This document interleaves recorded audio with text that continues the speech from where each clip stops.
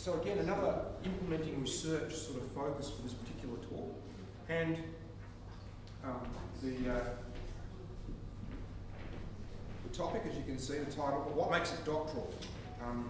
Taking on the traditionalists, interdisciplinary practice-led doctoral research in the creative industry. A case study in academic politics, research, rigour and relevance. Please welcome Chris. Thank you. Sounds like complete crap, isn't it? This paper was, good afternoon, this paper was first presented at the 5th International Social Sciences Conference in Cambridge in about the middle of 2010. And it's a paper that, as Steve said, it examines a doctoral journey of interdisciplinary exploration, explication, examination and exasperation. At a fairly recent Australian Government Research Roundtable seeking the views of early career researchers, I described my doctorate as 3.5 years of research informed by 3.5 decades of practice. Does that qualify me as an early career researcher? In choosing to pursue a practice-led doctorate, I determined from the outset that writing 100,000 words that only 2 people ever read was not something that particularly interested me. Hence the oft-asked question of what kind of doctorate I was engaged in consistently elicited the response, a useful one. In order to satisfy my own imperatives of authenticity and usefulness, my doctoral research had to clearly demonstrate relevance to, productively inform, engage with and add value to wider professional fields of practice, students in the university courses I was teaching, and the broader community, not just the academic community. So the kind of doctorate from which would not satisfy my self-imposed imperatives. Consequently, over the course of my research, the question, but what makes a doctoral, consistently resounded and resonated. Answering that question to satisfy not only the traditionalists asking it, but perhaps surprisingly some academic innovators, and more particularly myself as a researcher, revealed academic political inconsistencies and issues which challenged both the fundamental assumptions and actuality of practice-led research. This paper examines some of those issues and provides at least one possible answer to the question, but what makes it doctoral? Current research clearly demonstrates that doctoral education is undergoing a period of intense change. Why is this so?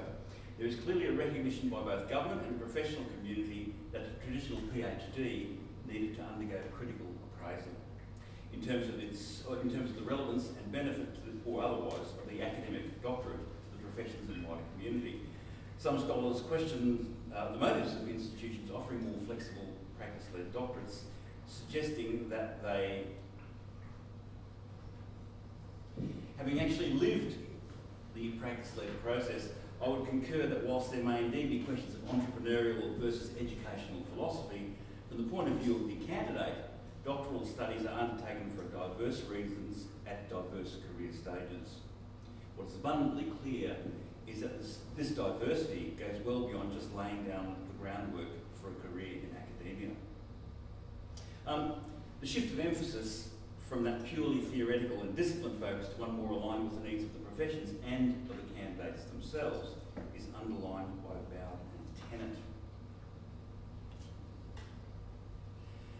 Certainly in my own case, that desire for personal satisfaction and intellectual stimulation, together with achieving some significant academic and professional challenges, were primary motivating forces. And consistent with the fact that 75% of doctoral graduates in Australia are employed outside the academic sector, I wanted my qualification to both reflect and be applicable to broader professional disciplines, not just academia.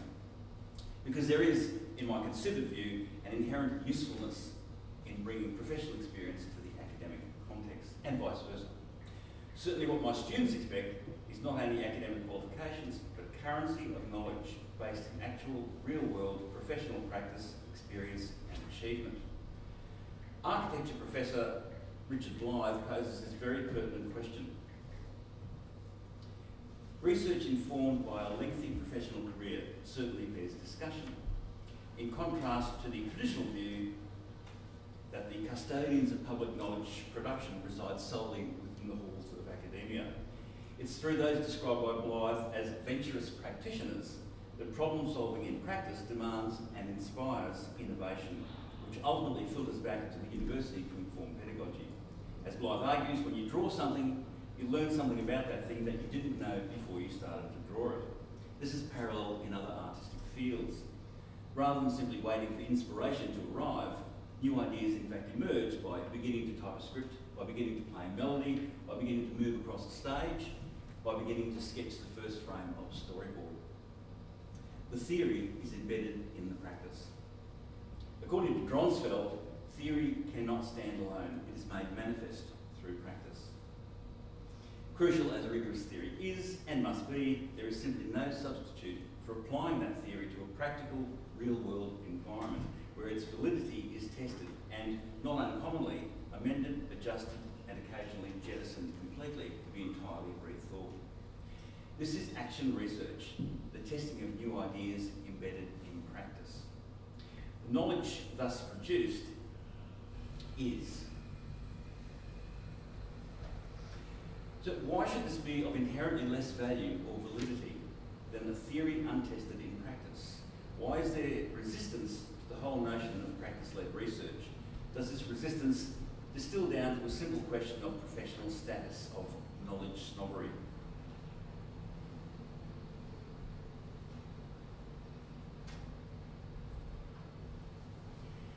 The entire question of what constitutes legitimate knowledge may in fact reach beyond just academic sniping and reflect a broader cultural issue. There is perhaps uniquely Australian phenomenon upon which some of our greatest minds concur, that in Australia being described as intellectual is an insult and is regularly used as a form of abuse, a term of abuse rather. The sceptical attitude towards academia was recently demonstrated by one of our more colourful politicians who commented that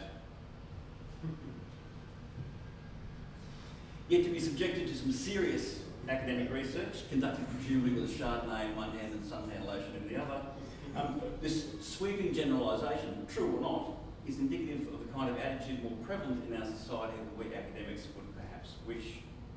By way of personal anecdote, in the spirit of commercialisation for one of my own doctoral outputs, for one of my own doctoral outputs, a music album, that.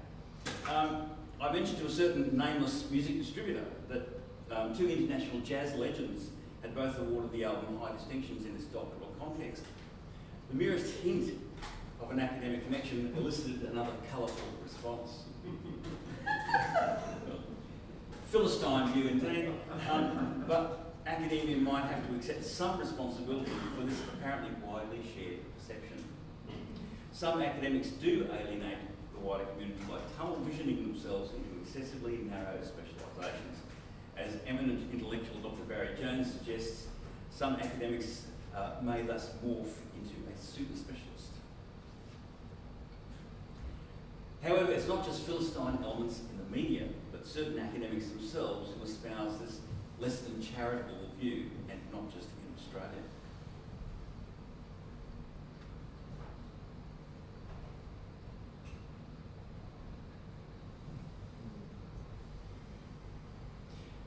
Whilst we can all appreciate the greatness of Shakespeare, there is no way of verifying, because he's dead, whether a particular Shakespearean theory is remotely valid or not.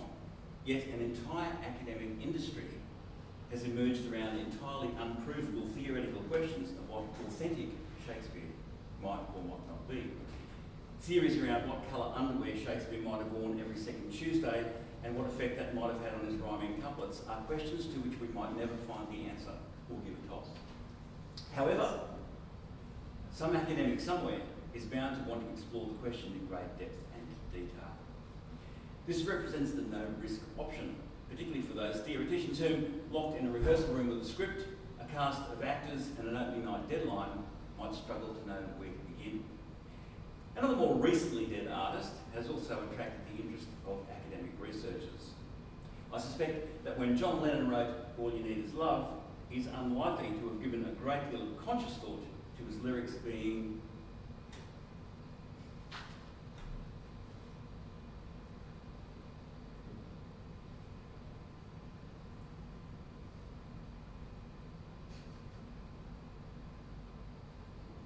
Is this indeed the one correct interpretation of Lenin's 3-minute pop song?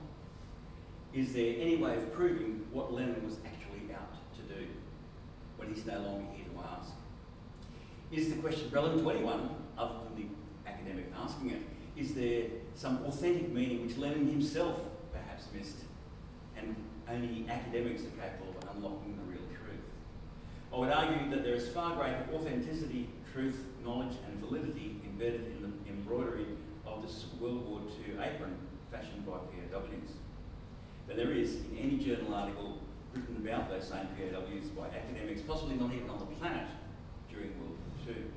At least some war survivors who have certainly lived their practice-led research are still alive to verify or deny the academic theories. As with any discussion, debate or discourse, however, there is always more than one view. And irrespective of cynicism about self-indulgent, out-of-touch ivory tower elitism, in the final analysis, research for research's sake is crucial to retain the capacity to explore a tantalising possibility in the exploration of the human condition, wherever that might lead. As Jones quite rightly argues, however, commodification is alive and well, certainly in government-promoted smart state in the clever country in which we live. It is manifested in unmistakable pressure on both arts and research sectors to produce immediate commercial outcomes.